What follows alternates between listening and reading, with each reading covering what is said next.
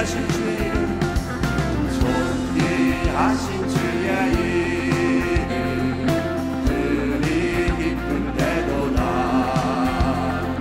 주의 은혜 안길 때에 기뻐 찬송 부르 예수의 이름, 예수의 이름은 세상의 소망이요, 예수의 이름은 천국의 기쁨, 예수의 이름은, 예수의 이름은 세상의 소망이요, 예수의 이름은 천국의 기쁨일세.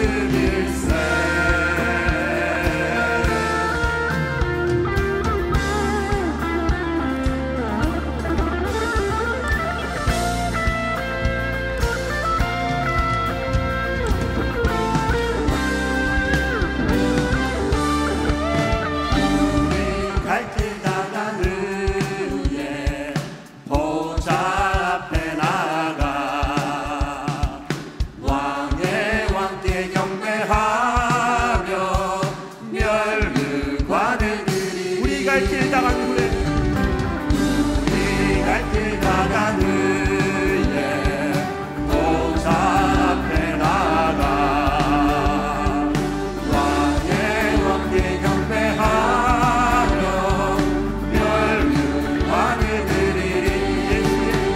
예수의 이름은 세상의 소망이요, 예수의 이름은 천국의 기쁨, 예수의 이름은, 예수의 이름은 세상의 소망이요, 예수의 이름은 천국의 기쁨, 예수의 이름은, 예수의 이름은 세상의 소망이요, 예수의 이름은 천국의 기쁨일세.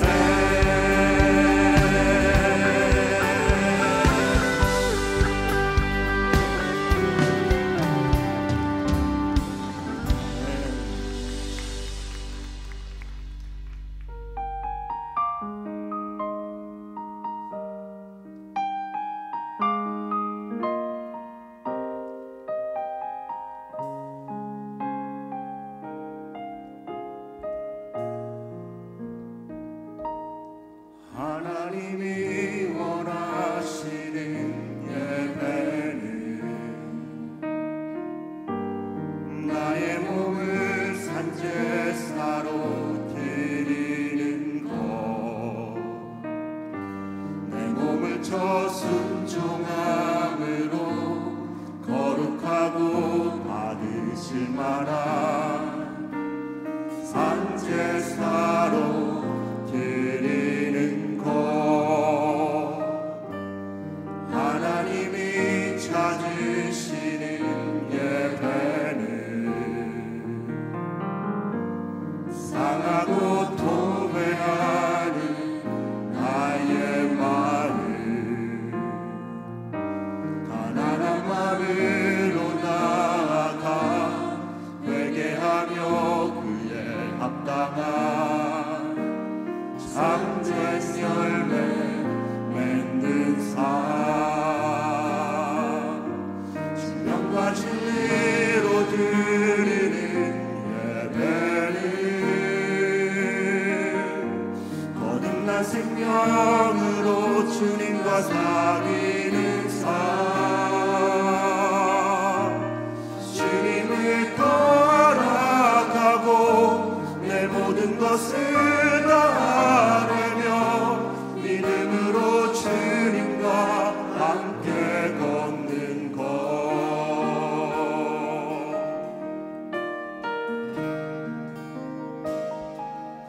하나님이 원하시는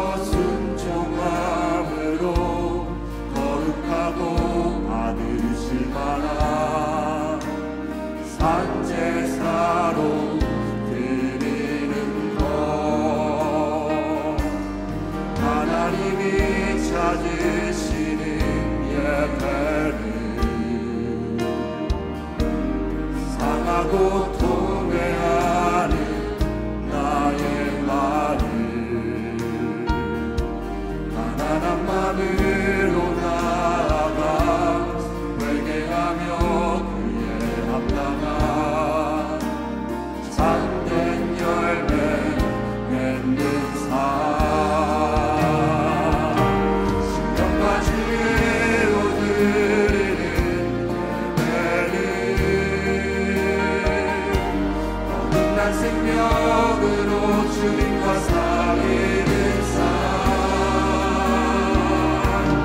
주님을 따라가고 내 모든 것을 다하며 믿음으로 주님과 함께 걷는 것 신령과 진리로 드리는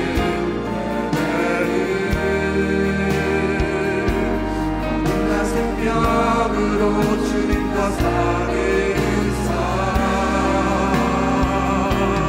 주님을 따라가고 내 모든 것을 다하며 믿음으로 주님과 함께 걷는 것 신령과 진리로 드리는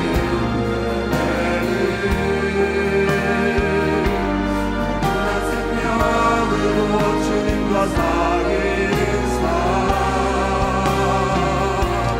주님을 따라가고 내 모든 것을 다하며 믿음으로 주님과 함께 걷는 것 신령과 진리로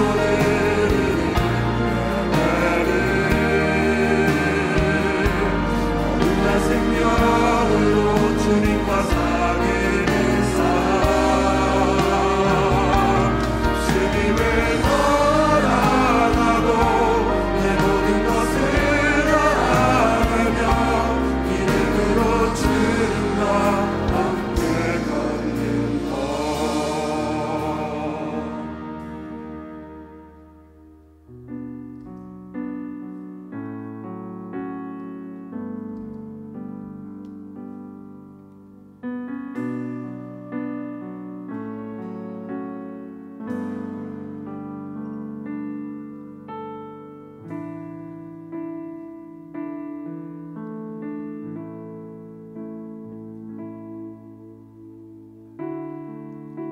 주님 손에 맡겨드리니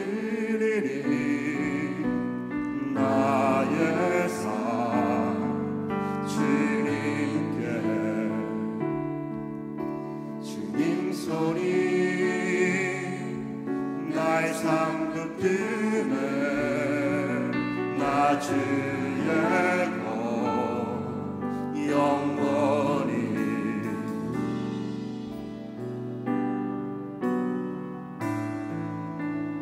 내가 믿는 듯 예수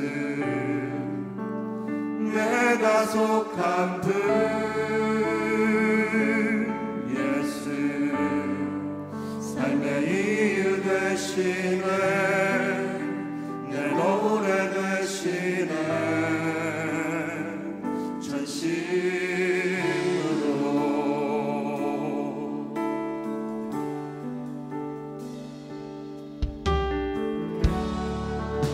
주와 함께 걸어가리라 모든 길을 주실래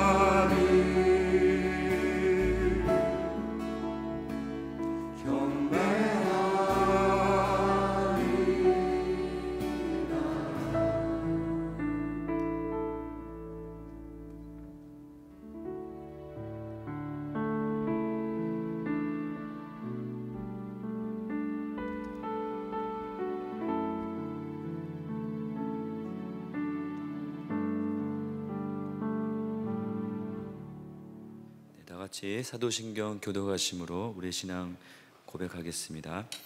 전능하사 천지를 만드신 하나님 아버지를 내가 믿사오며 이는 성령으로 잉태하사 동정녀 마리아에게 나시고 십자가에 못 박혀 죽으시고 하늘에 오르사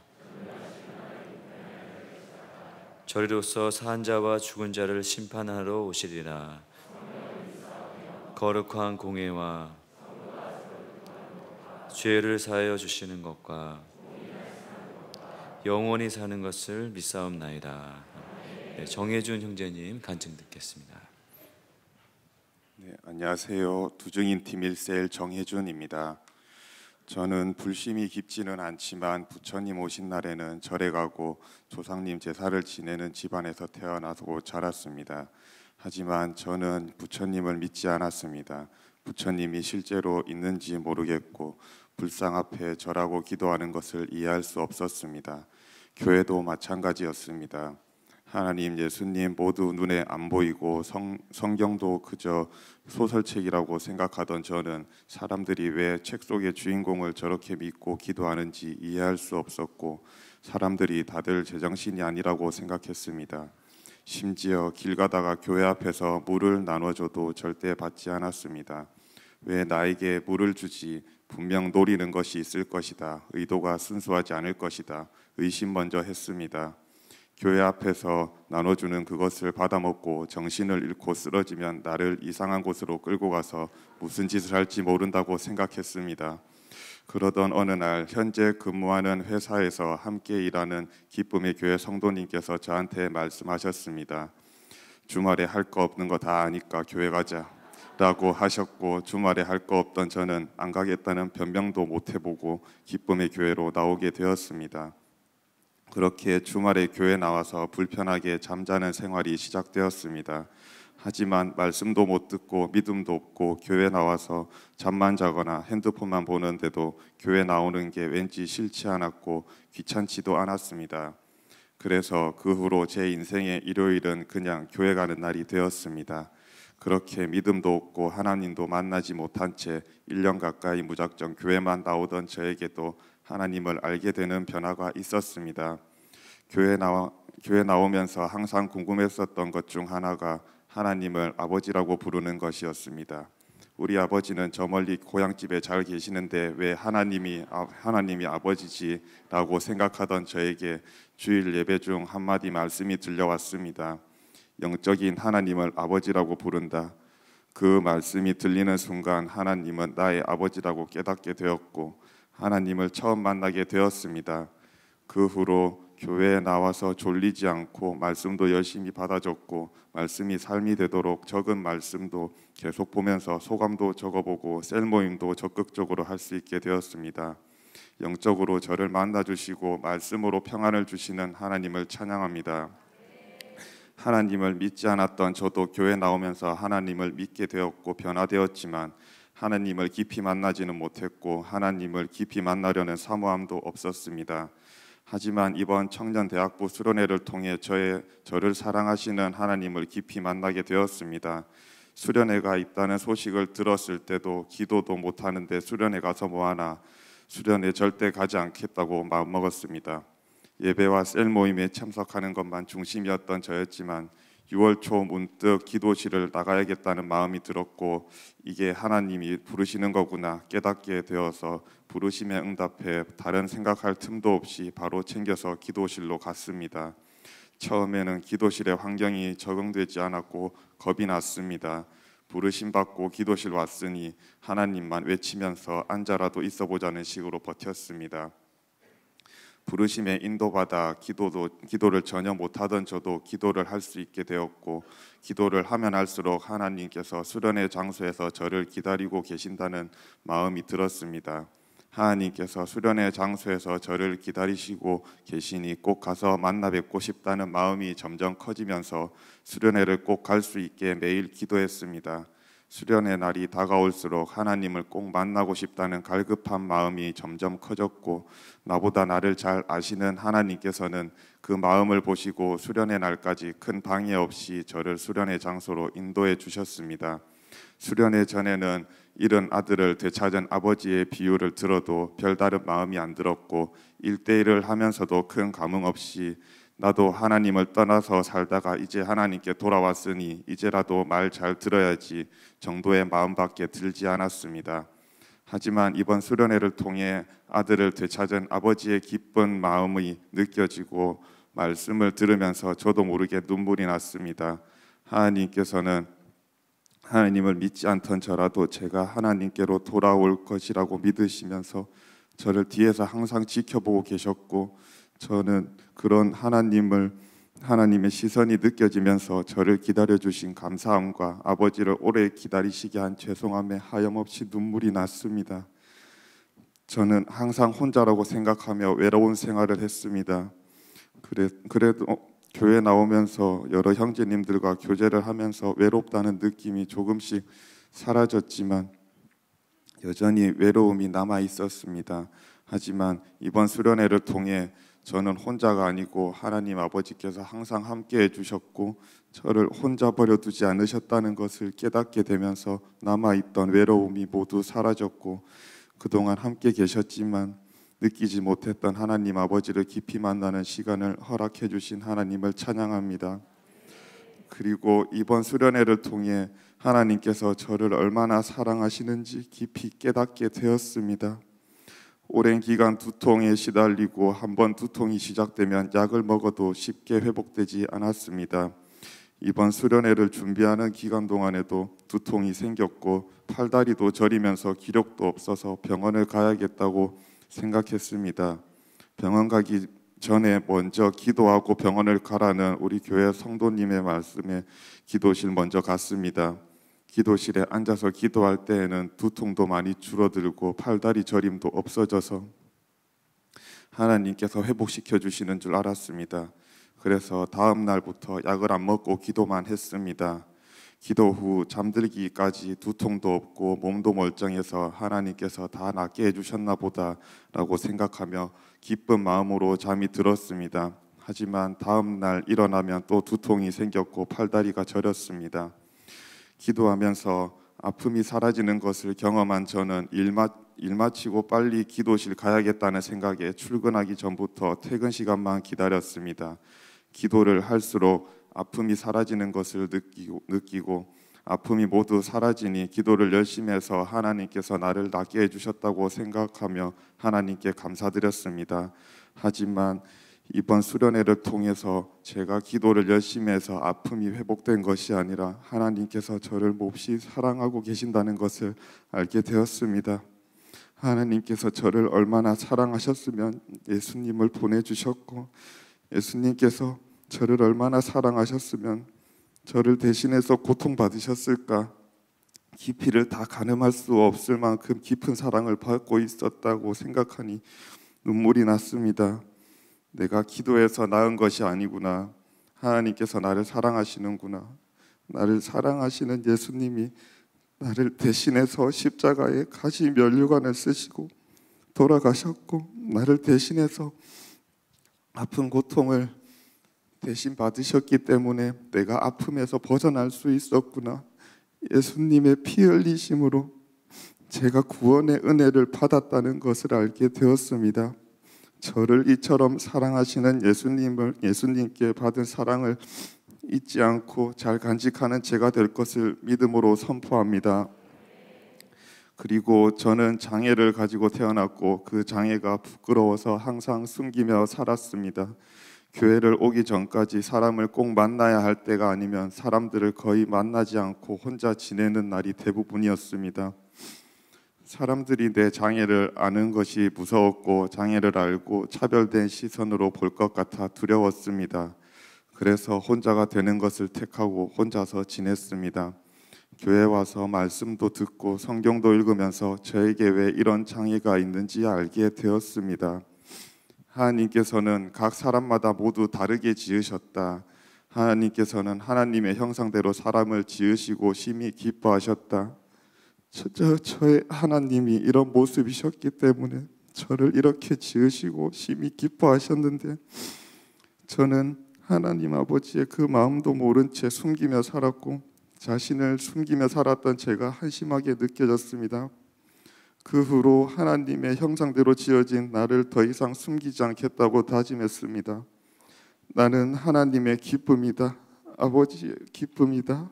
스스로를 자꾸 숨기려는 제 모습을 볼 때마다 이 마음을 계속 되새겼지만 깨달았다고 해서 자신을 숨기려는 모습이 쉽게 바뀌지는 않았습니다. 하지만 이번 수련회를 통해 그동안 눌려있던 제 마음을 하나님께서 모두 깨워주셨습니다. 목사님께서 안수기도 받기를 원하는 사람은 앞으로 나오라고 하실 때 저는 안수기도를 받을 생각이 없었습니다. 하지만 생각과는 다르게 몸은 안수기도를 받기 위해 앞으로 나가고 있었고 지금도 생각해보면 어떻게 나가게 되었는지 그때 그 상황이 이해되지 않습니다. 안수기도를 기다리면서 개인기도를 하던 중 머리에 포근함이 올려지는 느낌이 들었고 하나님께서 말씀해 주셨습니다. 너는 귀하다, 소중하다. 그 말씀이 들리는 순간 참을 수 없는 눈물이 쏟아져 나왔습니다. 하나님께서 저를 귀하게 여기시는 마음을 알게 되었고 이 말씀을 주시려고 저를 수련의 장소로 불러주셨고 기다리고 계셨구나 라는 마음이 들었습니다. 저를 귀하게 여기시는 하나님께 더 이상 부끄럽지 않도록 제 자신을 숨기지 않고 하나님께 더욱 기쁨이 되고 하나님의 자랑스러운 자녀가 될 것을 믿음으로 선포합니다. 하나님의 깊은 사랑을 느낄 수 있게 귀한 시간 주신 나의 아버지 하나님을 찬양하며 모든 영광을 나의 사랑이신 하나님 아버지께 올려드립니다.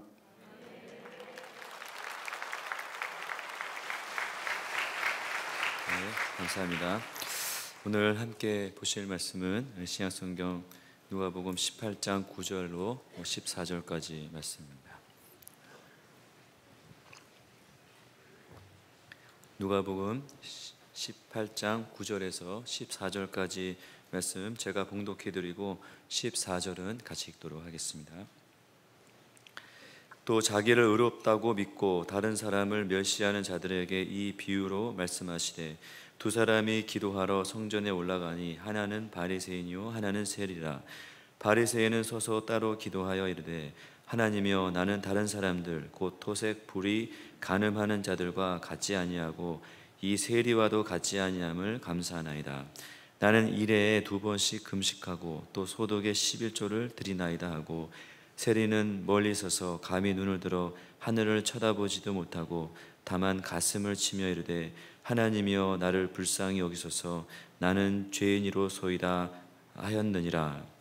내가 너희에게 이르노니 이에 저 바리새인이 아니고 이 사람이 의롭다 하심을 받고 그의 집으로 내려갔느니라. 무릇 자기를 높이는 자는 낮아지고 자기를 낮추는 자는 높아지리라 하시니라. 아멘. 같이 기도하겠습니다. 하나님 감사합니다. 범죄한 우리를 잊어버리지 않으시고 찾으시고 부르셔서 존귀하다 여겨주시고 우리를 맞아주신 주님의 놀라운 사랑과 은혜로 인하여서 감사합니다. 우리는 그럴 만한 자격이 있는 자가 아니요 그럴 만한 행위를 한 것도 아니요 그럴 만큼 의로운 자도 아니지만 우리가 아직 죄인 되었을 때 하나님께서 자기 아들을 십자가에 내어 주심으로 우리를 향한 자기의 사랑을 확증하심과 같이 우리를 이 아들을 보내시기까지 사랑하신 주님의 사랑으로 말미암아 저희가 새롭게 되어진 줄로 믿습니다. 날마다 이 주님의 사랑 안에 거하게 하시고 나를 죄 가운데서 구원하신 주님의 그 놀라운 사랑, 그 사랑 안에 거하는 저희가 되어질 수 있도록 역사해 주시옵소서. 이 한 시간도 그 주님의 사랑을 만나고 그 나의 아버지 되시고 나의 기쁨이 되시며 나의 산성 되신 그 하나님을 만나고 돌아가는 시간 되어지게 역사해 주시옵소서.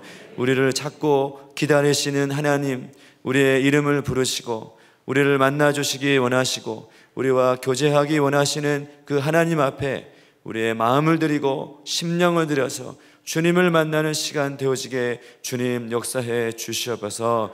예배를 통해서 그런 회복과 치유와 변화와 주님을 만나는 놀라운 역사가 일어나게 될 줄로 믿습니다. 주님, 다른 사람의 하나님이 아니요 나의 하나님, 나라와 만나주시고 역사하시는 그 주님을 만나는 시간 되어지게 역사해 주시옵소서. 거룩한 주일, 주님, 오늘도 주님 앞에 나와 예배드리는 한국교회 강단 축복하시고 이 세대를 이기고 이 시대를 이기는 능력의 말씀, 권세 있는 말씀으로 세상을 이기는 교회들로 세워지는 역사가 일어나게 하여 주시옵소서.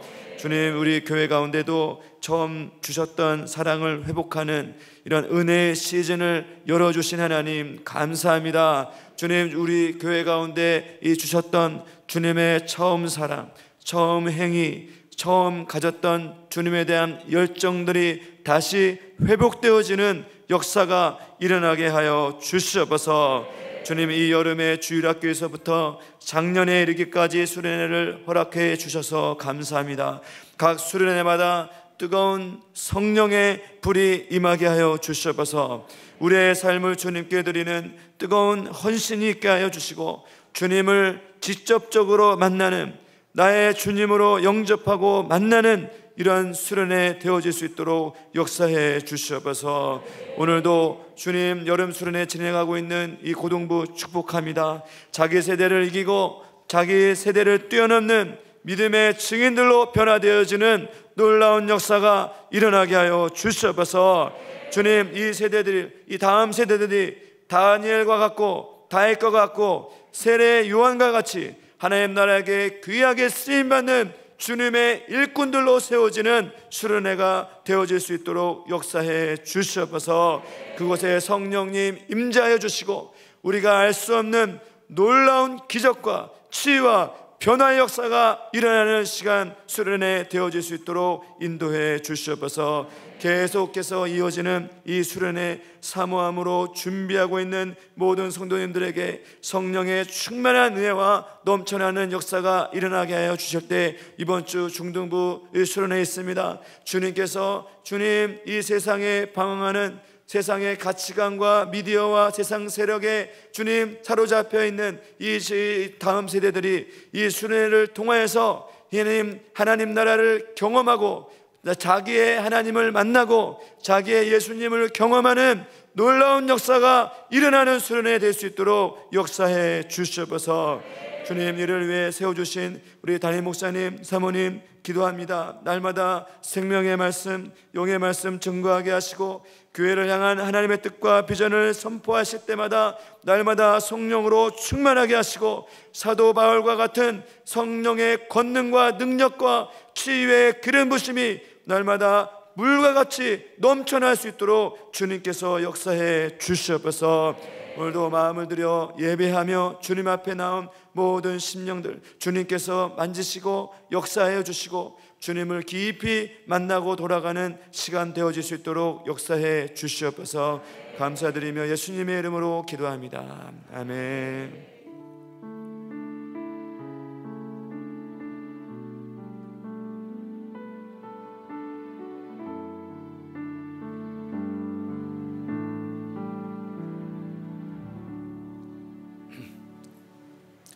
할렐루야, 아멘. 네.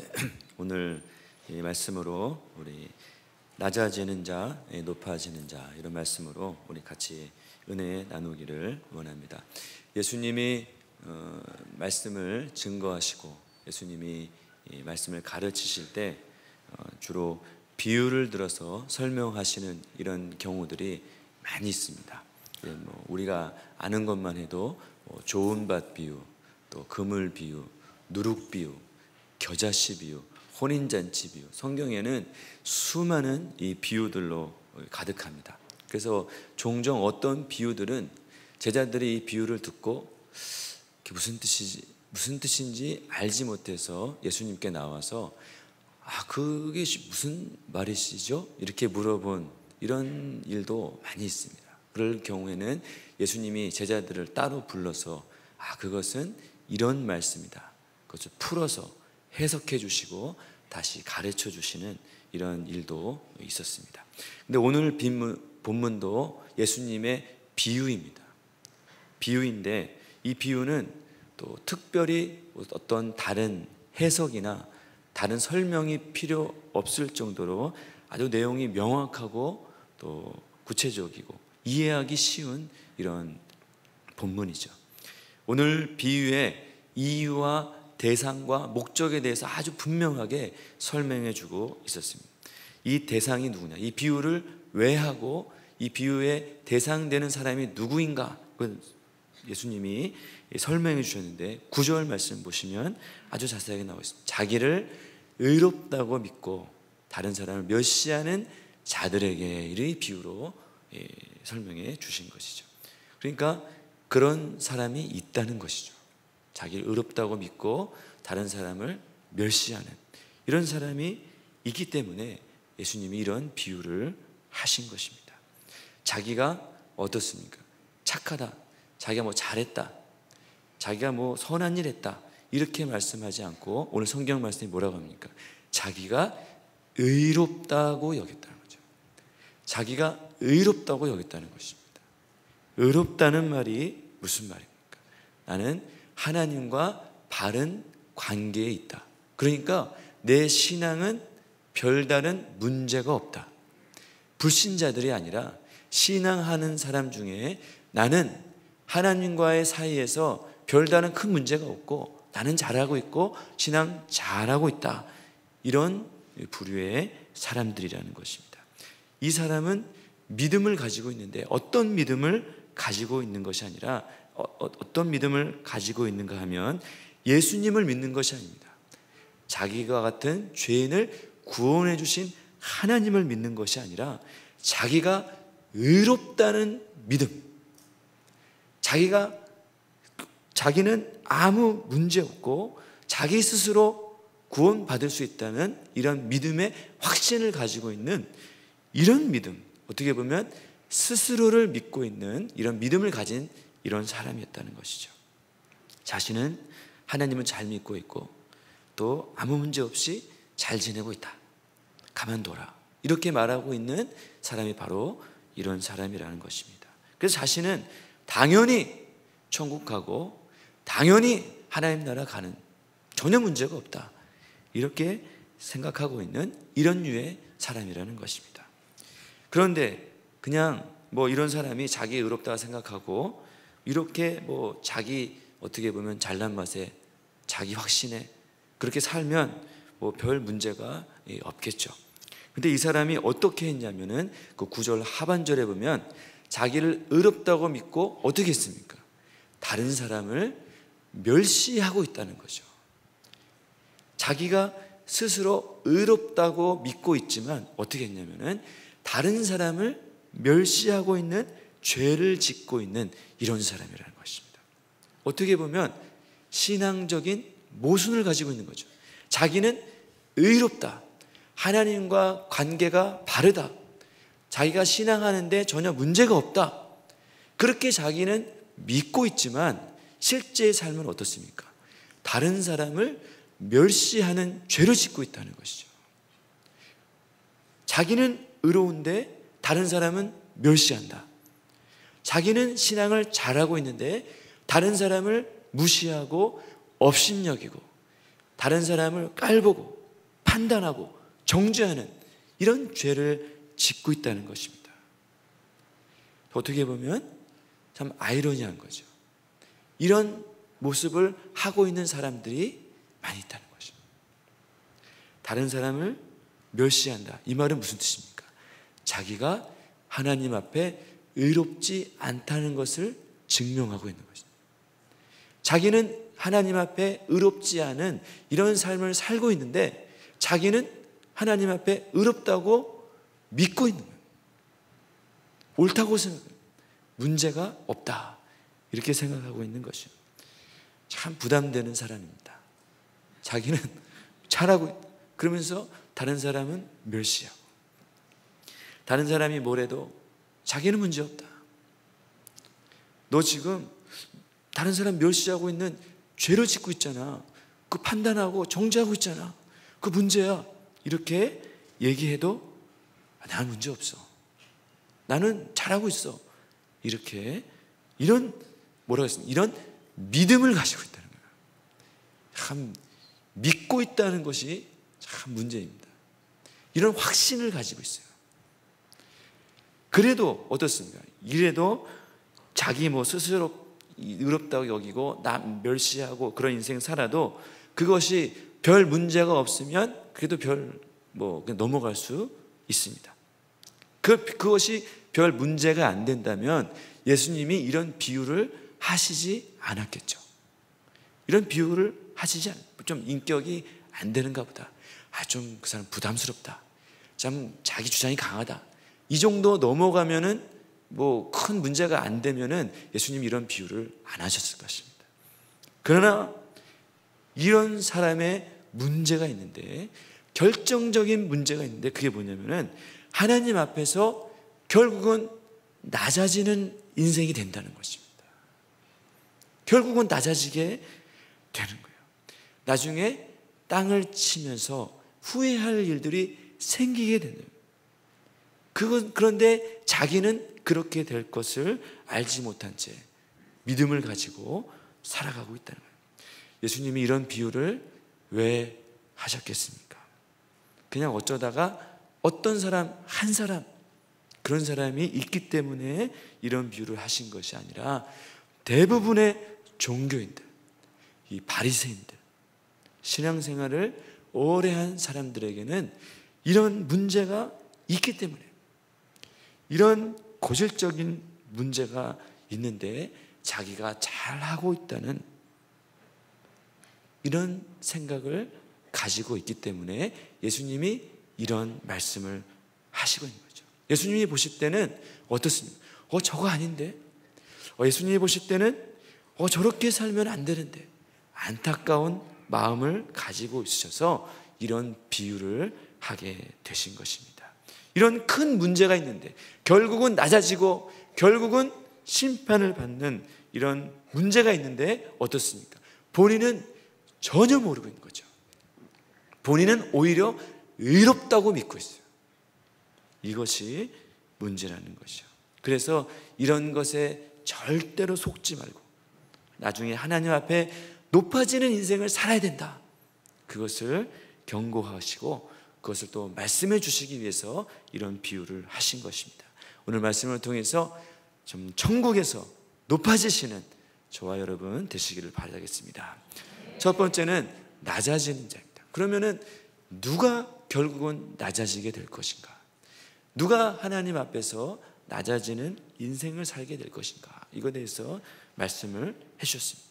성경을 읽다가 보면 이 땅에서의 모습과 이 땅에서 살아가는 모습과 나중에 하나님 앞에 심판대에서는 정반대의 결과가 나타나는 이런 일들이 참 많이 있어요. 이 땅에서는 잘 살고 높아지고 형통하고 다스리고 지배하는 이런 삶을 살았는데 하나님 앞에서는 어떻습니까? 낮아지고 가난해지고 비천하게 되고 이런 일들이 벌어지게 된다는 것입니다. 먼저 된 자가 나중되고 나중된 자가 높아지고 상속에 있던 사람이 말속에 가고 말속에 있던 사람이 또 상속으로 가는 이런 정말 종잡을 수 없는 이런 일들이 벌어지게 된다는 것입니다. 이렇게 나중된 자, 또 낮아지는 자, 혼인잔치에 들어가지 못하는 자, 이것이 단순히 그냥 혼인잔치에 못 들어갔다, 다음에 가지, 또 늦게 가지, 그러면 뭐 별 문제가 없습니다. 그러나 그 결과 마지막이 어떠냐? 결국은 바깥 어두운 데 쫓겨나서 슬피 울며 이를 가는 이런 일들이 벌어지게 된다는 것입니다. 예수님 마태복음 22장 13절에 보면 뭐라고 말씀하셨냐면은 이 혼인잔치의 비유의 마지막 결론으로 이 말씀하셨어요. 임금이 사환에게 말하되 그 손발을 묶어서 바깥 어두운 데 던져버려라. 거기서 슬피 울며 이를 갈미 있으리라. 이런 말씀을 하셨다는 거예요. 혼인잔치에 들어가지 못하는 자, 예복을 입지 못한 자들에게 이런 어떻게 보면 형벌을 내리셨다는 거예요. 그냥 혼인잔치에 못 들어갔다. 그냥 그럼 다음에 잘하지. 그냥 너 그러면 큰일 나. 이번에 그러면 안 돼. 다음에 잘해. 이렇게 했으면 큰 문제가 되지 않습니까? 그런데 혼인잔치에 들어가지 못하게 되면 나중에는 슬피 울며 이를 갈게 된다는 거죠. 슬피 울며. 왜 슬피 울며 이를 갈겠습니까? 여러분, 슬피 울면서 이를 갈아본 경험이 있으십니까? 울어본 적은 있고 또 이를 갈아본 적은 있는데, 여러분 슬피 울면서 막 이를 막 갈았다는 말이에요. 왜 그러겠습니까? 억울하니까. 억울한 거예요. 내가 이렇게 이런 인생을 살게 될 줄은 꿈에도 몰랐는데 너무나 기가 막히고 억울해서 이렇게 슬피 울면서 이를 가는 이런 일이 있다는 거예요. 예수님의 비유를 보면 이런 종류의 비유를 많이 하셨습니다. 비슷한 말씀을 하셨어요. 단순히 천국과 지옥이 있다 이렇게 말씀하신 것이 아니라 천국문 앞에서 저런 일이 일어나게 될 것이다 이렇게 말한 비유들이 많습니다. 이 말은 마지막 때 이런 일들이 많이 일어나게 될 것이다. 그런 사람이 많다 이렇게 말한 거죠. 오늘도 같은 맥락에서 예수님이 그런 비유를 하신 것입니다. 본문에도 두 사람이 나옵니다. 하나는 바리새인이고 하나는 세리입니다. 똑같이 성전에 기도하러 올라갔어요. 다른 짓 한 것이 아니라 기도하러 하나님을 만나기 위해서 올라갔다는 거예요. 여기서 누가 봐도 어떻습니까? 바리새인, 거룩하고 정결하고 또 하나님 잘 믿는 이런 바리새인이 의롭게 되고 또 높아지게 될 것이고, 세리는 어떻습니까? 완전히 민족의 피를 빨아먹는 죄인이잖아요. 이 세리는 하나님 앞에 설 때 심판을 받고 낮아지게 될 것이다. 이거는 말 안 해도 뻔한 사실 같아 보입니다.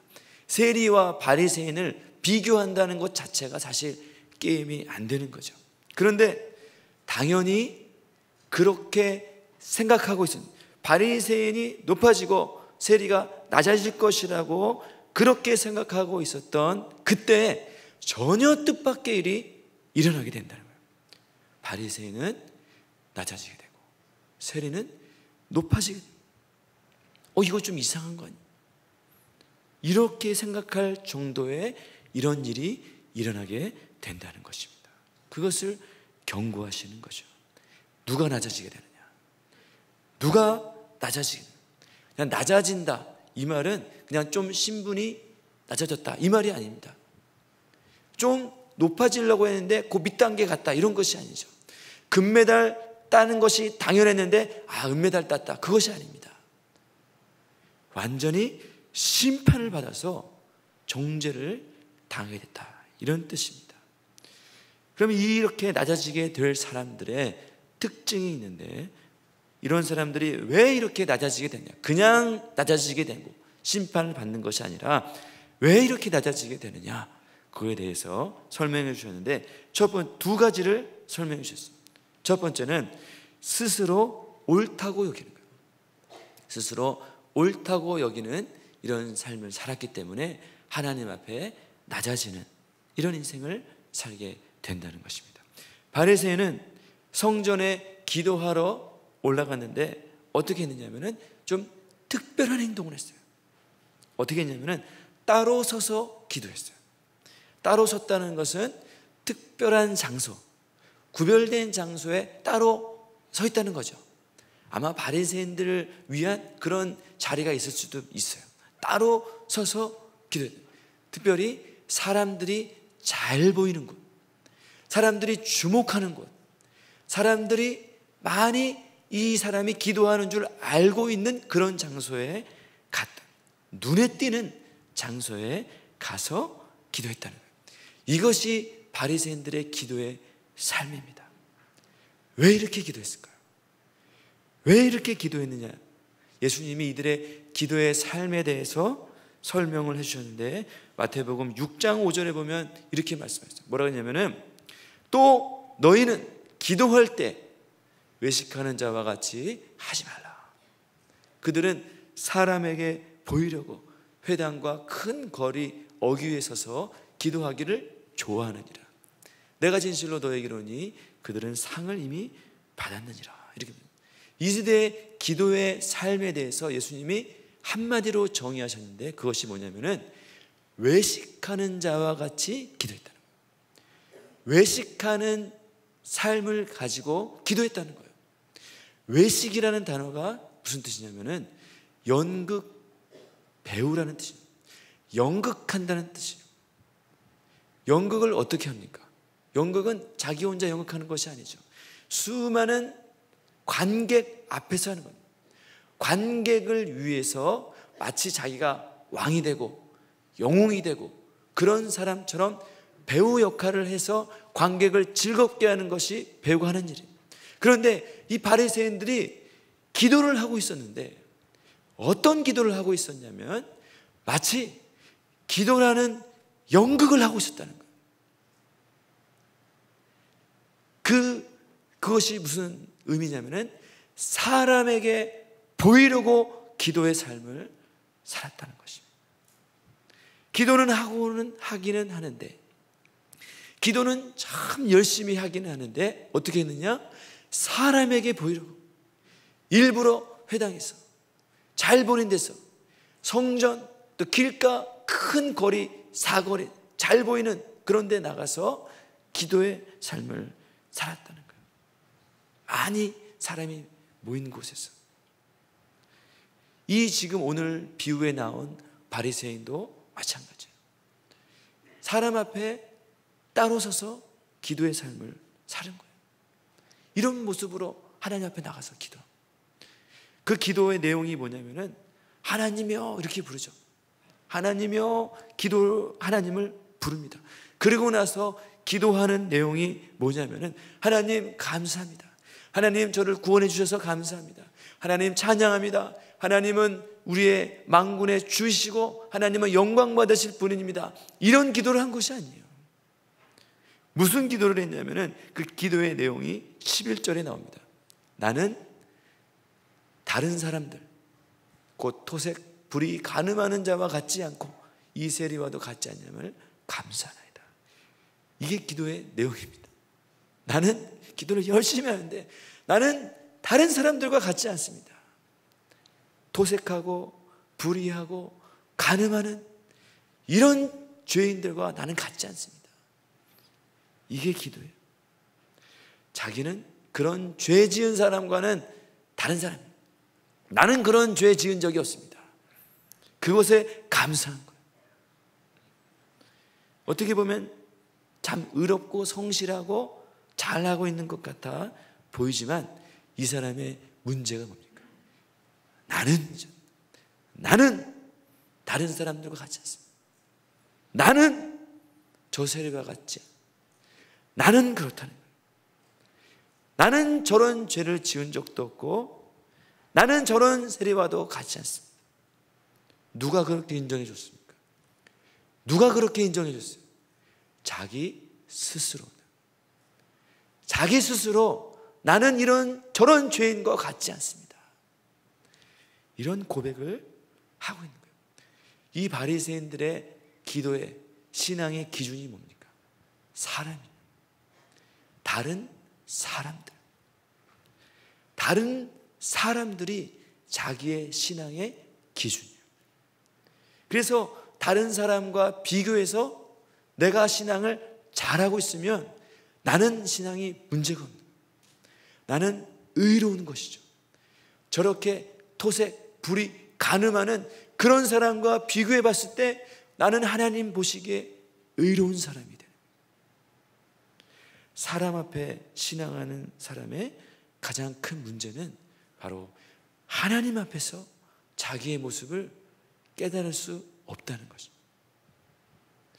그래서 누가복음 16장 15절에 뭐라고 말씀하십니까? 예수님께서 이르시되 너희는 사람 앞에서 스스로 옳다 하는 자들이다, 이렇게 말씀하셨어요. 사람과 비교해서 어떻게 옳다고 했어요? 스스로 옳다 한다. 스스로 사람 앞에서 살아가는 사람들의 특징, 스스로 자기 스스로 자기가 잘하고 있다, 옳다고 그렇게 믿고 있는 거죠. 스스로가 뭡니까? 스스로가 뭡니까? 죄인된 자기 자아입니다. 죄인된 자기 자아. 죄인으로 태어나서 죄악된 세상 속에서 살아가고 있는 자기 자아가 자기를 옳다고 여겨주는 거예요. 이것이 사람 앞에 사는 사람의 가장 결정적인 문제가 바로 그거죠. 죄인인 자기 스스로 자기를 옳다고 여겨주는 거예요. 또 그것을 믿고 있는 거죠. 그런데 어떻습니까? 너희 마음을 하나님이 아시나요? 사람 중에 높임 받는 그것은 하나님 앞에 미움을 받는 것이니라. 자기는 옳다고, 자기는 의롭다고, 나는 아무 문제 없다, 저런 죄인들과 같지 않다 스스로 믿고 있었는데 어떻게 됐습니까? 하나님은 그 사람을 미워하신다. 야, 이거 진짜 경악할 일입니다. 자기는 잘하고 있는 줄 알았는데, 자기는 옳다고 생각하고 있었는데 하나님에게서는 미움을 받는 이런 사람이 된다는 것입니다. 얼마나 큰 착각. 자기는 옳다고, 사람이 보기에 바르고 좋고 잘하고 있다고 생각했어요. 그리고 다른 사람도 나를 높여주는 거예요. 사람 중에 높임을 받았잖아요. 높임을 받았어요. 그런데 실상은 하나님 앞에 미움받는 이런 인생이 된다는 것입니다. 이것이 스스로 옳다고 여기는, 스스로 옳다고 생각하는 이 바리새인들의 문제, 낮아지게 될 사람의 문제, 특징이라는 것입니다. 두 번째는 이 바리새인은 자기의 행위를 의지했어요. 자기의 행위를 의지하는 그런 사람이었습니다. 바리새인은 따로 서서 거룩하게 기도했어요. 그러다가 막 이렇게 나는 저런 사람들과 같지 않습니다, 나는 불의, 토색, 간음 이런 사람과 같지 않습니다, 막 기도를 했어요. 기도를 막 열심히, 이런 하나님 나는 잘하고 있습니다, 하나님 나는 그래서 감사합니다, 그렇게 기도하고 있다가 기도하면서 옆을 봤더니 세리가 있는 거예요. 세리가 있어요. 봤더니, 세리를 봤더니 또 기도 제목이 또 생각났어요. 기도에 막 줄을 잡은 거죠. 그래서 막 기도하다가 세리를 봤더니 또 기도 제목이 생각났어요.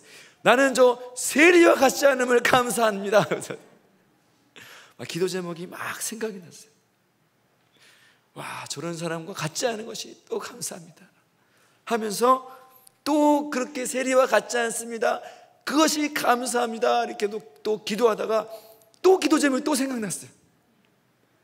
기도에 막 그냥 계속 줄을 잡은 거죠. 그래서 막 기도를 막 하고 있었는데 막 세리를 보니까 자기가 너무 대견한 거예요. 야, 나는 저런 사람과 같지 않은데 나는 진짜 잘하고 있구나, 하나님 감사합니다. 그런 기도 제목 하다가 또 생각났어요.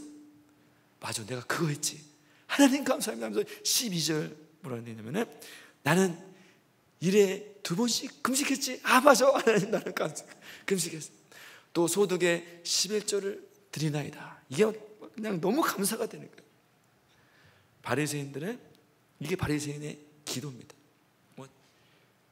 바리새인들은 보통 일주일에 2번씩 월요일과 목요일에 금식을 했어요. 일주일에 2번씩 금식했어요. 여러분 일주일에 2번씩 금식하시는 분 계신가요? 기도할 만하죠. 아마 저가 일주일에 2번씩 금식하면 저런 기도 했을 것 같아요. 그것이 너무 막 그냥 자기의 삶인 거예요. 그것이 너무 자랑스럽고 그런 것을 가지고 기도한 거예요. 나는 이런 삶을 살았습니다. 그리고 뭐예요? 소득의 11조를 드리나이다. 바리새인들은 아주 철저하게 11조 생활을 했거든요. 대충 그렇게 한 것이 아니라 아주 철저하게 11조 생활을 했어요. 마태복음 23장 보면 바리새인들의 이 11조 생활을 말씀해 주고 있어요. 화이슬지저 외식하는 서기관들과 바리새인들, 너희가 박하와 회향과 근채 11조는 들이대 이렇게 했어요. 박하, 회향, 근채, 이것은 어떻게 보면 향품이거든요. 여기 박하, 회향, 근채라고 그러면 대단히 비싸고 아주 존귀한 물품인 것 같지만, 오늘날로 말하면 그 우리나라 음식에 들어가면 향재료, 말하자면 뭐 쑥갓, 미나리 뭐 이런 것과 비슷한, 시장에서 굉장히 흔하게 살 수 있는 값싼 이런 그 향품, 그 식재료, 또 향품으로도 쓰는 이런 재료입니다. 그러니까 시장에서 아주 뭐 1,000원 주면 살 수 있는 아주 싼 이런 물건이었단 말이에요. 그런데 그것을 가져와서도 어떻게 했어요? 그것 중에서도 11조를 드린 거예요. 그러니까 얼마나 철저하게 11조 생활을 했어요. 아주 정확하게, 아주 철저하게 했단 말이에요. 그런데 뭐라 했습니까? 그러나 율법에 더 중요한 바 정의와 긍휼과 믿음은 버렸도다. 정의와 긍휼과 믿음은 버리면서 아주 사소한 이런 박하, 회향, 근채 같은 것에 11조는 철저히 들였다는 거예요. 이 바리새인들을 향해서 예수님이 뭐라고 합니까? 화 있을진저 이렇게 했어요. 이렇게 철저하게 11조 생활을 하는데 예수님이 화 있다 이렇게 했어요. 정의와 긍휼과 믿음은 버리면서 긍휼의 마음은 없고 정의로운 하나님의 정의를 지키는 공의의 하나님, 부정한 일을 막 저지르면서 11조를 한 거예요. 사랑하고 긍휼의 마음은 없으면서 11조를 한 거예요. 믿음은 없으면서 11조라는 행위를 의지한 거죠. 그러니까 자기 행위를 의지해요. 이것이 바로 낮아지는 자의 특징입니다. 자기 행위를 의지하는 신앙이라는 거죠. 이것이 부득 바리새인만 그렇게 하겠습니까? 신앙을 사다 보면 바로 이 신앙이 패턴화되고 습관화된 사람들의 함정이 바로 이것입니다. 신앙을 오래 하다 보면 자연스럽게 종교적인 것이 습관에 붙어버립니다. 내 몸에 붙어져. 그냥 예배드리고, 그냥 기도하고, 그냥 헌금하고, 그냥 기도하는 그런 삶을 사는 거죠. 그리고 무엇을 의지합니까? 나는 예배드렸다. 나는 기도했다. 나는 예물을 드렸다.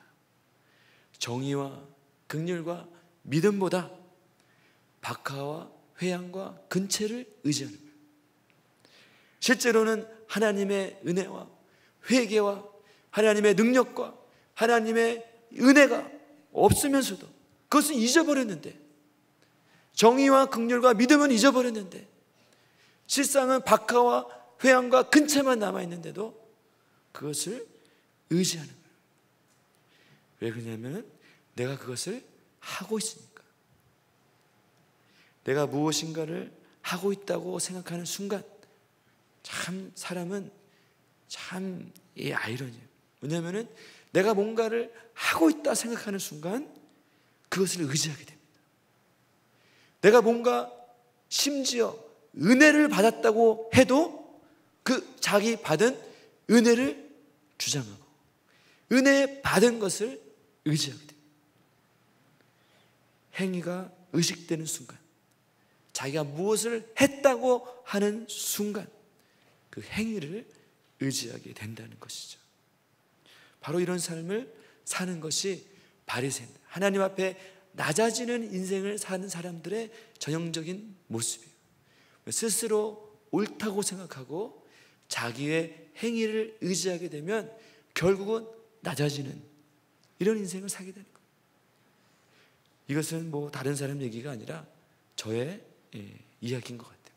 저도 말씀 묵상하면서 이 모습이 어떻게 보면 저의 모습 같았습니다. 저도 어릴 때부터, 제가 초등학교 1학년 때부터 교회를 다녔어요. 교회를 다녔는데 그냥 대충 다닌 게 아니라 성실하게 다녔어요. 착하게 다녔어요. 그래서 어릴 때부터 학생부 임원도, 청년부 임원도, 학생부 이 회장을 제가 2년 연속으로 했어요. 원래 한 번만 해야 되는데 2년 연속으로 했어요. 왜 그랬습니까? 잘하니까. 잘했어요. 그래서 성실하고 착하고 모범적으로 그렇게 살았어요. 그리고 제가 대학교 캠퍼스 이 선교단체에 와서도 훈련을, 제가 91학번이니까 지금까지 30년 동안 훈련을 잘 받았죠. 나름대로 제가 스스로 생각할 때는 그렇게 살았잖아요. 뭐 이렇게 뭐 어려워져서 뭐 교회 떠나고 공동체 떠나고 뭐 이런 사람들 보면 이해가 안 갔어요. 왜 저렇게 왔다 갔다 이렇게 할까? 저는 그런 부류의 사람과 같지 아니함을 감사하다 생각합니다. 제가 그렇게 좀 살았었습니다.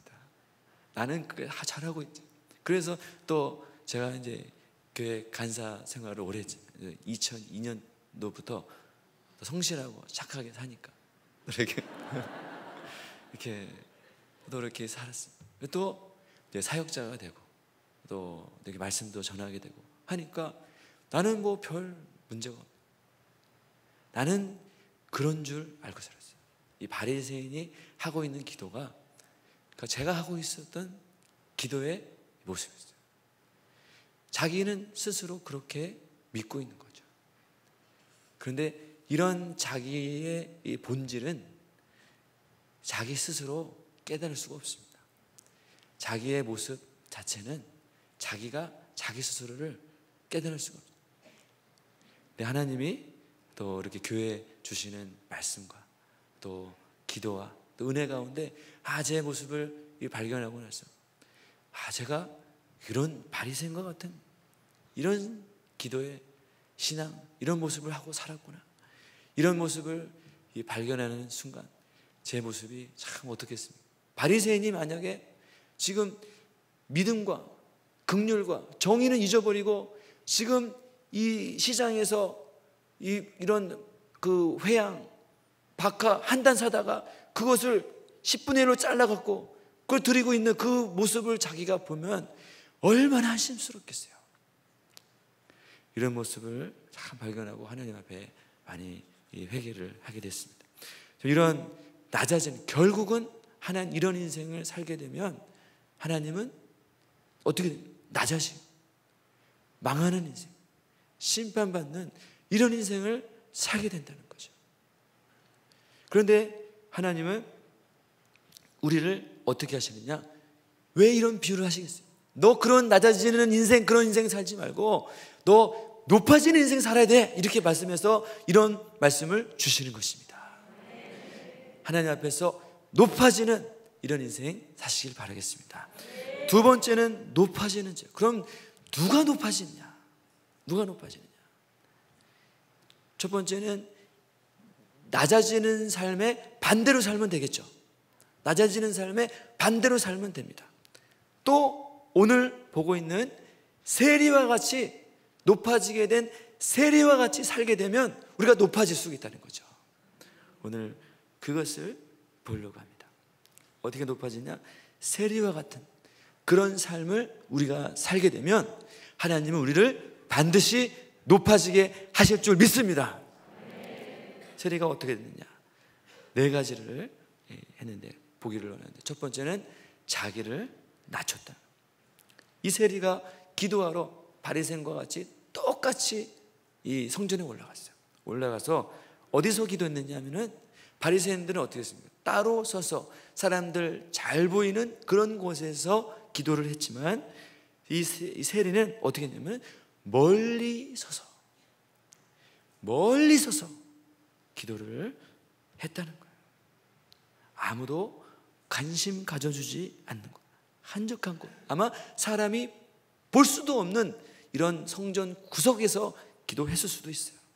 사람의 시선과 전혀 관계가 없는 그런 곳에서 하나님과 나하고만 상대하는 이런 곳에서 기도했어요. 성전에 나왔지만 멀리 서서 기도할 수밖에 없었던 거죠. 아무도 관심 가져주지 않는, 이 사람이 뭘 기도하는지 관심도 없어요. 이 사람 오히려 왜 왔지? 이럴 정도로 그런 곳에서 기도했다는 거예요. 구석쟁이에서, 보이지 않는 곳에서 기도했어요. 왜 이렇게 기도했겠습니까? 왜 이런 멀리 서서 기도했겠습니까? 세리는 기도하러 왔기 때문에 그렇게 한 거예요. 하나님을 만나기 위해서, 하나님을 만나고 돌아가야 되기 때문에 이렇게 기도합니다. 자기를 낮출 수밖에 없어요. 자신에게는 하나님이 필요하기 때문에, 이렇게라도 기도하지 않으면 안 되기 때문에 기도하기 위해서 나온 거죠. 기도하는 사람은, 간절하게 이렇게 기도하는 사람은 자기를 낮추는 자가 하나님 앞에서 높아지게 돼요. 나는 아무것도 아닙니다. 나는 그저 멀리 떨어져서 기도할 수밖에 없는 그런 사람입니다. 이것이 바로 우리가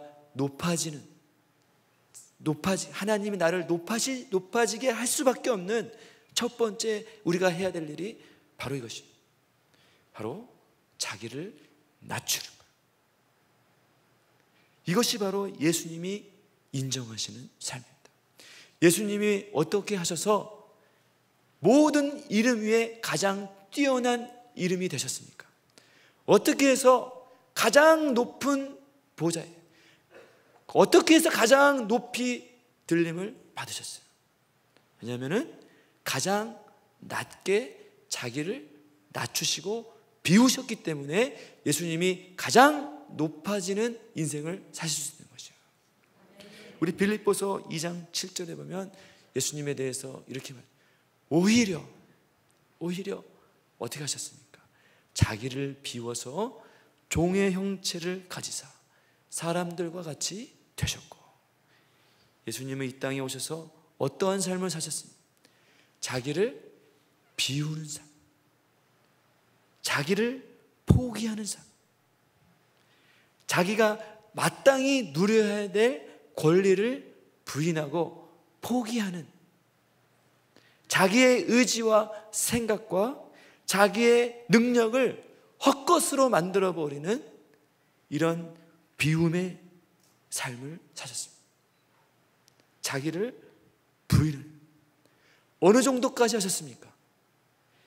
만왕의 왕이신 하나님께서 종의 형체를 가지시기까지, 종과 같은 모습으로 이 땅에 오시기까지 자기를 비우셨다.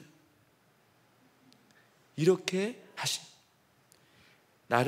내가 높아지는 정도, 내가 주님 앞에 높아지는 정도는 내가 하나님 앞에서 얼마나 나를 비우는가, 얼마나 나를 낮출 수 있는가, 얼마나 내 자존심을 버리고 내 생각을 부인하고 내 자아를 포기하고 내 자존심을 얼마나 내려놓을 수 있는가, 그것이 내가 하나님 앞에서 얼마나 높아지는가, 그 정도를 말해주고 있는 것입니다.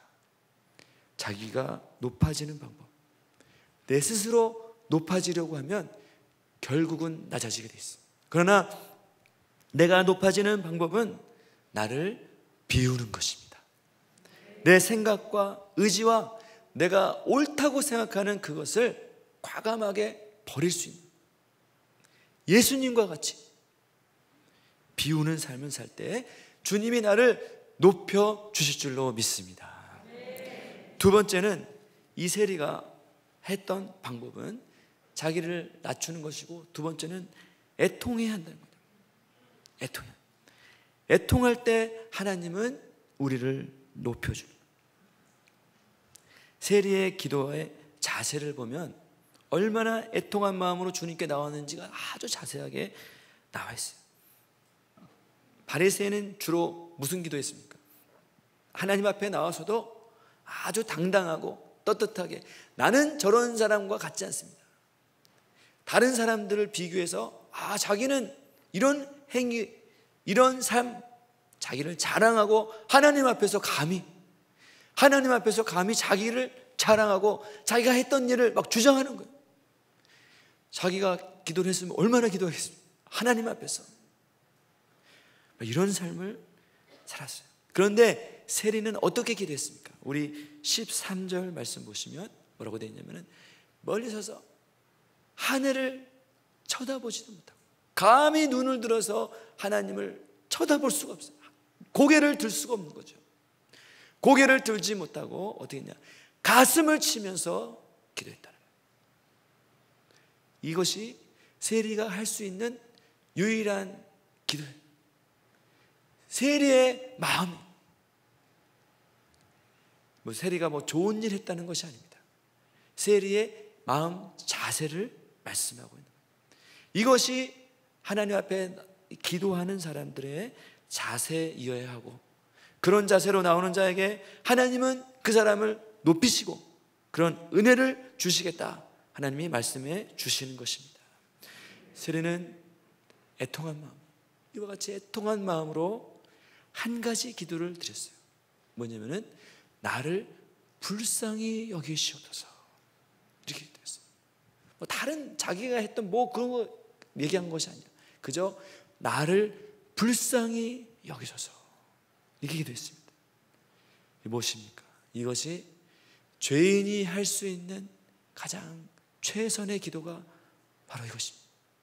자격 없는 자가 하나님의 은혜를 받을 수 있는 유일한 방법이 있는데 뭡니까? 하나님이 나를 불쌍히 여겨주시면 됩니다. 하나님 저를 불쌍히 여겨주십시오. 하나님 저를 긍휼히 여겨주십시오. 이렇게 기도한 거예요. 마음이 상하고 애통한 자가 할 수 있는 기도가 바로 이거예요. 인간이 할 수 있는 최고의 기도가 바로 이겁니다. 하나님은 이런 기도, 이런 예배, 이렇게 하나님 앞에 나가는 기도를 받으시는 것입니다. 하나님이 받으시는 제사와 하나님이 받지 않으시는 제사에 대해서 하나님이 명확하게 이 시편 기자를 통해서 말씀해 주셨는데, 시편 51편에 보면 이렇게 되어 있어요. 주께서는 뭐라고 되어 있냐면은 제사를 기뻐하지 아니하신다. 그렇지 않으면 내가 드렸을 것이라. 주는 번제를 기뻐하지 않으신다. 그러니까 번제, 제사 자체를 드리는 것을 기뻐하지 않으신다. 그냥 제사라는 형식, 제사라는 모양, 그것 자체는 큰 의미가 없다는 겁니다. 그리고 뭘 기뻐하시냐? 17절에 보시면 하나님께서 구하시는 제사, 하나님께서 원하시는 제사, 하나님이 제사, 그거 뭐냐? 하나님이 받으시고 흠양하시고 원하시고 기대하시는 제사가 뭐냐? 바로 상한 심령이라고. 상한 심. 어떤 모양이나 형식이나 큰 예물이나 큰 어떤 그 이벤트가 아니라는 거죠. 뭡니까? 우리의 상하고 통회하는 마음, 깨져버린 심령, 나의 어떤 하나님 앞에 죽을 수밖에 없는, 왜 이 사람의 이 심령이 이 깨져버렸겠어요? 상한 마음, broken spirit, 왜 이런 이 영이 깨져버리겠어요? 하나님 앞에서 죄인된 이 나의 모습을 발견하게 될 때, 하나님 앞에서 그 거룩하신 하나님 앞에서 내가 얼마나 큰 죄인인가를 발견하니까 내 마음이 깨져버린 거죠. 바리새인은 이런 하나님 앞에 자기 모습을 발견할 수 없으니까 자기의 행위를 의지합니다. 나는 이런 일을 했습니다, 자신 있게 말할 수 있었던 거죠. 그러나 이 세리는 하나님 앞에서 자기의 모습을 보게 될 때 너무나 이 깨지고 상한 마음에 어쩔 수 없이 가슴을 치면서 애통한 심령으로 나와서 기도했다는 거죠. 이런 하나님이 이런 예배를 받으신다는 것입니다. 깨지고 상한 마음, 그 마음을 받으신다. 번제는 그냥 우리가 드릴 수 있습니다. 소 잡을 수 있습니다. 예물 그냥 드릴 수 있습니다. 멋진 예배, 거룩한 예배, 다 할 수는 있습니다. 깨어진 마음 없이 할 수가 있어요. 그리고 우리는 이렇게 깨어짐 없는 예배에 어떻게 보면 좀 익숙합니다. 깨어짐이 없이 하나님 앞에 나온 것이 좀 익숙해. 번제 드리고 어떤 모임을 갖고 행사하고 소 잡고 번제 드리고 그렇게 조용히 성전에 왔다 조용히 가는 거, 그게 아주 익숙해져 있어요. 그냥 별일 없이 제사 드리고 나오는 거예요. 그런 것에 어떻게 보면 좀 익숙해지기 쉬운 사람들입니다. 그러나 하나님은 분명히 말씀하시는데 우리의 깨어진 마음, 죄로 말미암아 상해진 우리 마음, 그 마음을 가지고 하나님 앞에 나왔을 때 그 예배만 받으신다는 거예요. 그러니 이 세리가 가슴을 치면서 애통한 심령으로 하나님 앞에 나와서 기도하는 모습을 봤을 때 하나님이 그 세리를 보고 가만히 있으시겠습니까? 저 사람이 정말 진정한 예배를 드리고 있구나. 내가 찾던 사람이 여기 있구나. 그러시는 것입니다. 하나님은 오늘도 이렇게 하나님 앞에서 예배하는 자를 찾고 계십니다. 오늘 누가 이렇게 예배를 드리지? 누가 이런 마음을 가지고 있지? 누가 이렇게 마음이 상해서 하나님 앞에 정말 기도하지 않으면 안 되는 마음으로 주님 앞에 나왔지? 하나님이 그런 마음을 찾고 계신다는 거예요. 그러면 우리가 하나님 앞에 나와서 예배할 때 우리가 어떤 마음과 자세로 예배해야 하겠습니까? 바리새인과 같은 예배, 바리새인과 같은 기도, 그런 것으로 우리가 착각하고 있는지 우리를 점검해 봐야 한다는 것이죠. 예수님이 이런 비유를 왜 하셨겠습니까? 이렇게 되기 쉽기 때문에. 바리새인과 같은 예배를 드리면서 하나님 나의 예배를 받으실 거야. 하나님 나에게 은혜를 주실 거야. 하나님이 나의 예배 가운데 함께 하실 거야. 그렇게 믿고 있는 사람이 많기 때문에 이런 비유를 하신 것입니다. 바리새인이 왜 나와서 이렇게 기도했습니까? 자기를 믿고 있기 때문에, 확신이 있기 때문에 그런 기도를 한 것이에요. 자신은 그렇지 않다, 믿고 있는 그런 이 삶을 살았기 때문에 그렇게 한 거예요. 저도 말씀을 묵상하면서 제가 기도실에서 이 세리가 가슴을 치면서 도대체 저도 가슴을 치면서 기도를 한번 해봤습니다.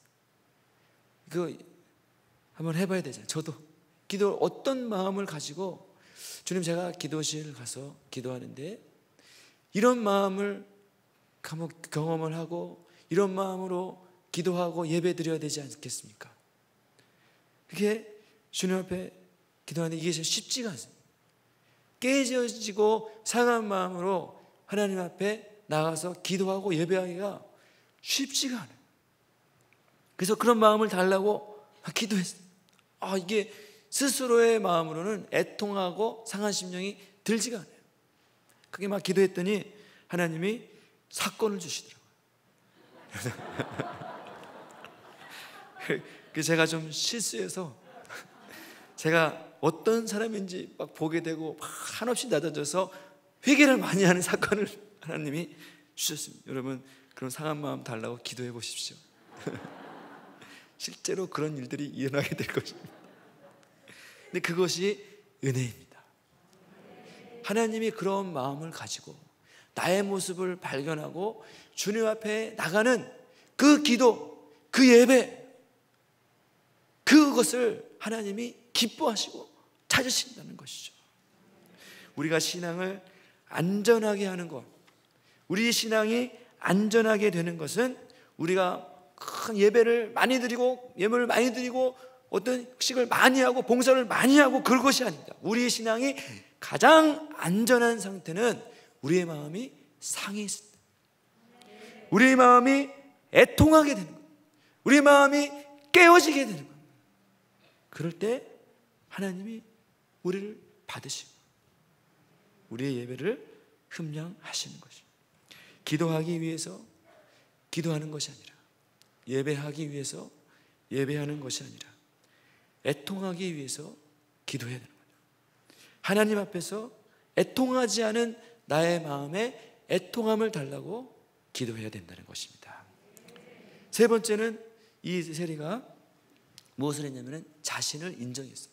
그래서 이 우리가 높아질 수 있는 방법은 자기 자신이 어떠한 자라는 것을 인정하는 것입니다. 그래서 이 세리가 뭐라 했습니까? 나는 죄인이로소이다. 이렇게 했어요. 나는 죄인입니다. 한마디로 했어요. 나는 죄인입니다. 그러니까 죄인이 할 수 있는 고백이 뭡니까? 죄인이 자기를 죄인이라고 고백을 해야죠. 죄인이 할 수 있는 고백. 이 세리가 높임받는 방법은 특별한 일을 하는 것이 아니라 자기 자신의 본래의 모습을 되찾는 거예요. 자기가 어떠한 죄인인가를 발견하는 거죠. 죄인이 자기를 죄인이라고 고백하는 것, 굉장히 당연한 것이죠. 당연한 것입니다. 그런데 죄인이 자기를 의롭다고 여기는 것, 그건 이상한 것이죠. 죄인은 죄를 많이 지었기 때문에 죄인이 아니라 애통함으로 가슴 치는 게 아닙니다. 나는 죄인 그 자체이기 때문에. 이 세리가 나는 죄를 많이 졌습니다, 실수했어요, 그것이 아니죠.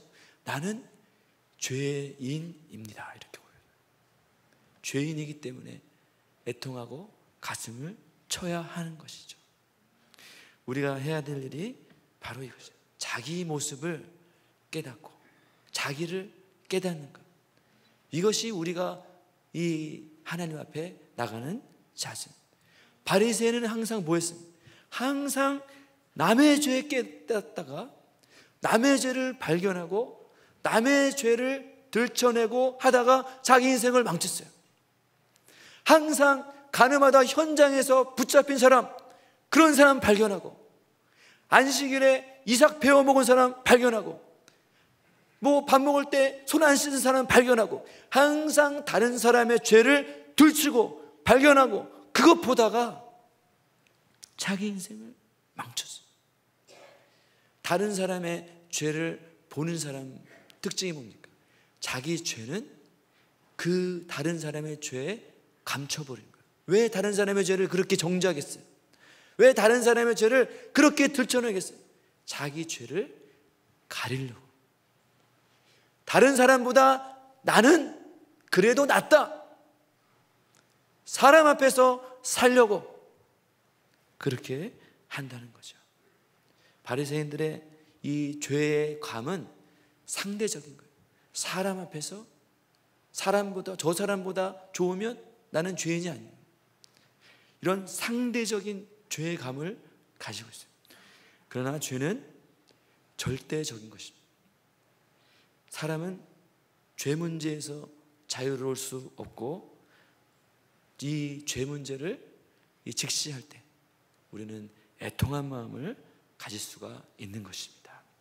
그래서 자기 모습, 자기 죄인된 모습을 인정하고 이렇게 고백하고 나가는 사람, 그 사람을 하나님은 높여주신다는 거죠. 이 돌아온 탕자가 나는 하늘과 아버지께 죄를 얻고 이제부터는 아버지의 아들이라 일컬음을 받지 못하겠습니다. 나는 죄인입니다 고백할 때 하나님은 어떻게 하셨습니까? 아들을 높여주시고 아들을 다시 아들로 삼아주시고 기뻐하시고 잔치하시고 회복해 주신 것입니다. 마지막 네 번째는 이런 사람을 예수님의 인정해 주신다는 거죠. 예수님이 인정해 주시는 것입니다. 자기가 의인이라고 스스로 인정하는 사람은 어떻습니까? 자기가 죄인이라고 스스로 인정하는 사람은 자기가 의인이라고 인정하는 사람은 어떻습니까? 정죄를 받아요. 그러나 자기가 죄인이라고 인정하는 사람은 예수님의 인정을 받게 됩니다. 예수님이 이 사람을 인정해 주셨다는 거죠. 하나님이 인정하시는 인생, 하나님이 받으시는 기도, 하나님의 구원의 역사가 누구에게 임했습니까? 바로 이 세리에게 임하게 된 것입니다. 예수님의 인정을 받고 예수님의 이 칭찬을 받고 결국은 높임을 받고 돌아갔다. 14절 말씀 보십시오. 뭐라고 되어 있냐면은 저 바리새인이 아니고 이렇게 그냥 예수님이 이 세리가 의롭다 하심을 받고 집으로 내려갔느니라 이렇게 말씀하셔도 되잖아요. 그런데 뭐라고 꼭 붙여쳤냐면은 이 바리새인은 아니다 그랬어요. 이 바리새인은 아니다 그랬어요. 그리고 세리가 의롭다 하심을 받았다 이렇게 말씀하신 거죠. 누가 봐도 바리새인이 의로화되고 누가 봐도 바리새인이 잘한 것 같은데 세리는 죄만 지은 것 같은데 의롭다 하심을 받은 자는 세리가 되었다. 바리새인이 아니다. 바리새인이 아니다. 이 말은 무슨 말입니까? 바리새인은 의롭다 하심을 받지 못했다는 거예요. 의롭다 하심을 받지 못했다는 것은 어떻게 하나님의 정죄로 심판을 받고 불의하게 되었다는 것입니다. 그리고 세리는 어떻게 했어요? 의롭다 하심을 받았다. 아까 이 바리새인은 어떻게 했어요? 자기가 의롭다고 스스로 믿고 있었어요.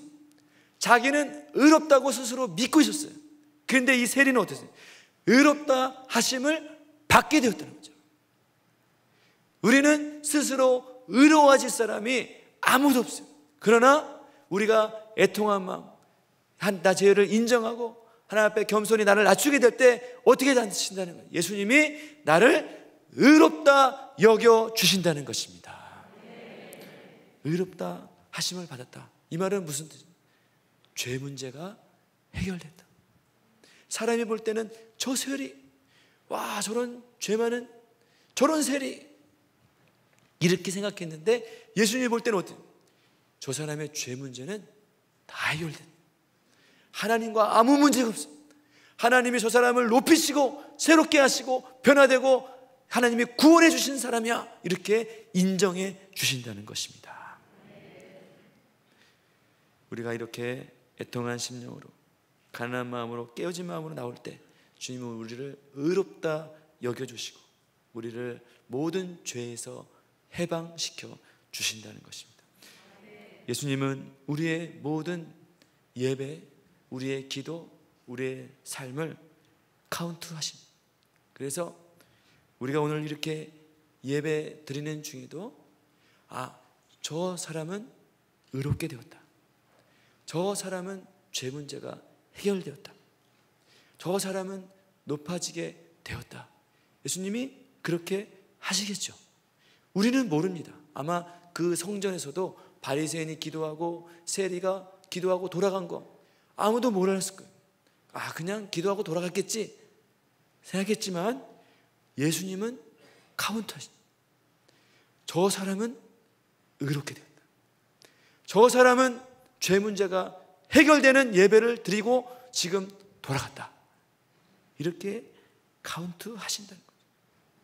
우리는 알지 못하지만 누가 의롭게 되고 누가 주님을 만나고 누가 새롭게 되었는지 주님이 알고 계신다는 것입니다. 바로 우리 예배, 우리의 믿음, 우리의 신앙이 바로 이런 하나님 앞에서 카운트가 되는 이런 믿음이 되어야 한다는 것입니다. 결론적으로 우리가 높아지는 방법은 우리가 더 많은 일을 하는 것이에요. 더 높아지기 위해서 더 많이 노력하고 애쓰고 하는 것이 아니에요. 우리의 행위로 우리는 의롭다 하심을 받을 수가 없어요. 우리가 높아질 수 있는 유일한 방법이 있는데 그것은 바로 나를 낮추는 것입니다. 애통한 마음으로 하나님 앞에 나가는 것이고 나의 죄 문제를 들고 나의 죄인 것을 인정하는 이런 마음으로 나올 때 주님이 나를 높게 해 주시는 것입니다. 그래서 내가 낮아질 수 있는 기회, 내가 한없이 겸손해질 수 있는 그런 기회, 그 기회는 어떻습니까? 내가 높아질 수 있는 절호의 기회입니다. 그래서 누가 나를 이 한 주간 사시면서 누가 나를 막 무시하고 회사에서 나를 애매하게 고난을 주고 또 나를 구박하고 막 자녀 문제, 또 여러 가지 물질 문제, 직장 문제, 여러 가지 문제로 내 마음이 애통해지고 낮아진다. 그러면 어떻게 해요? 내가 높아질 수 있는 절호의 기회를 하나님이 주신 것입니다. 누가 나를 무시하고 누가 나를 고난하고 또 고난 주고 핍박한다, 누가 나를 세리처럼 대한다, 기뻐하시기 바랍니다. 내가 드디어 높아질 수 있는 기회를 받은 것이, 내가 애통할 수 있는 기회가 열린 것이, 회사에서, 직장에서, 또 가정에서, 캠퍼스에서 이런 억울한 일을 당하고 손해가 되고 나를 모함하고 미워하고 이런 일들을 벌어지게 될 때 하나님 앞에 나에게 드디어 주님이 나에게 높아질 기회를 주시는구나 생각하시고 하늘의 상급을 받는 절호의 기회, 세리와 같이 나도 한번 기도할 수 있겠구나, 하나님이 이런 은혜를 주셨다고 생각하시고 이번 한 주간 동안 하나님 앞에서 높아지는 인생, 하나님이 카운트하시는 인생, 하나님이 은혜를 주실 수밖에 없는 그런 인생으로 하나님 앞에 살아가시는 저와 여러분 되시기를 바라겠습니다. 기도하겠습니다. 하나님 감사합니다. 우리는 세상에서 죄만 짓고 또 주님 앞에 당연히 심판을 받아야 될 그런 사람이지만 우리를 이런 자를 불쌍히 여기시고 내 자신을 낮추고 애통히 하고 나 자신을 겸손히 인정하기만 하면 주님이 나를 의롭다 여겨주시고 우리를 기뻐하시고 나의 기도를 들으시고 받아주시니 감사합니다. 이번 한 주간 동안 세상이 볼 때 높아지는 인생이 아니요 하나님이 보실 때 높아지는 인생으로 주님 앞에 나가는 자가 되어지게 역사해 주시옵소서. 나의 겸손하고 애통한 마음 주님이 만지시고 역사해 주시고 주님의 은혜가 넘치는 한 주간 될 수 있도록 역사해 주시옵소서. 감사드리며 예수님의 이름으로 기도합니다. 아멘. 그분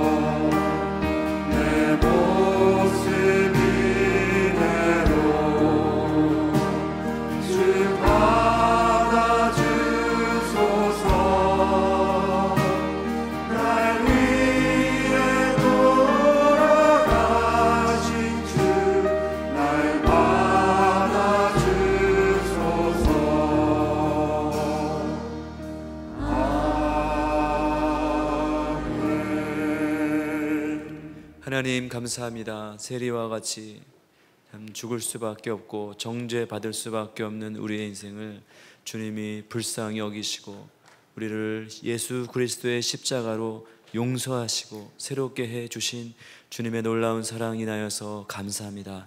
네, 세리와 같이 주님 나를 불쌍히 여기셔서 나는 죄인으로소이다. 날마다 주님 앞에 나가서 주님의 은혜를 덧입고 주님이 높여주시는 인생 살아가는 저희들 되어질 수 있도록 역사해 주시옵소서. 주님 예물을 드렸습니다. 우리의 마음과 힘과 뜻과 정성을 다해서 주님 앞에 드렸사오니 주님 이 예물 쓰이는 곳마다 하나님 영광 나타나게 하시고 주님 나라에 귀하게 쓰임받는 물질 되어지게 역사해 주시옵소서. 감사드리고 예수님의 이름으로 기도합니다. 우리 담임 목사님 나오셔서 광고와 축도해 주시겠습니다.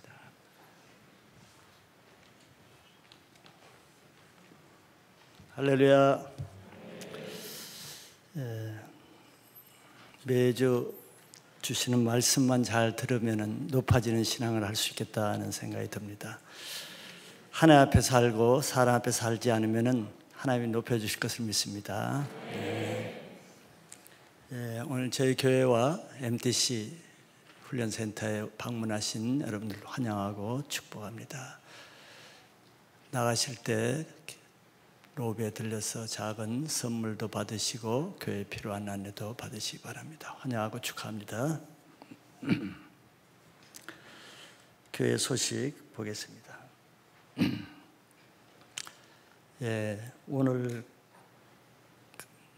고동부 수련회 진행되고 있고 또 이번 주 주말에 중동부 수련회 MTC에서 있습니다. 그리고 8월 14일 주일학교와 또 일반 성도 수련회 계속 이어집니다. 지금 오늘 오후까지 고동부 수련회 진행하고 있는데 기도해 주시기 바라고요.